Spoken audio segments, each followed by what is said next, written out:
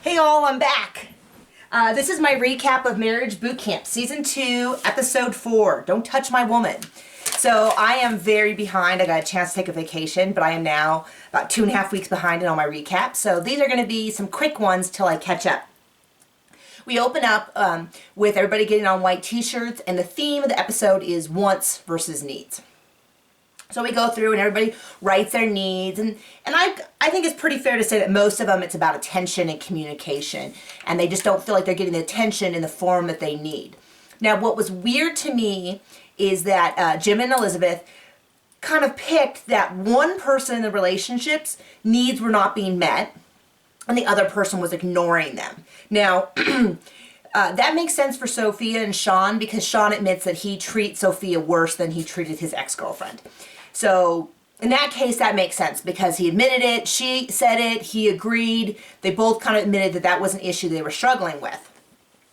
Now, for everybody else, I feel like it's a really kind of bizarre thing to decide that one person's needs weren't being met and the other one's ignoring them. I think in most cases, these couples, they're there because they are both struggling. So it's kind of weird for me to decide, well, clearly you're wrong and you're right. But that's what they did. And the people whose needs were being ignored would go outside, who was Gloria, Julian, Thomas, Sophia, and Jeff. And those, who were ignoring would stay inside, which was Blanca, Maylee, Sean, Mark, and Tasha.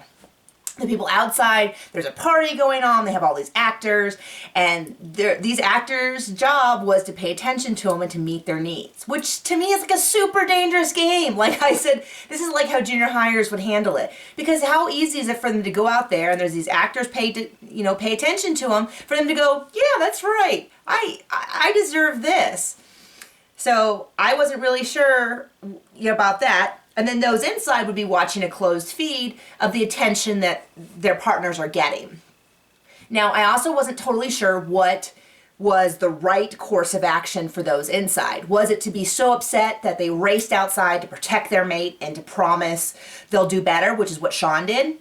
But then Mark also raced out and pushed this guy in the pool and was like, "Don't you touch my woman," which seemed really dangerous to me because, like, what if he had shoved that guy, Blanca through something and someone had genuinely gotten hurt? So it seemed really dangerous to me.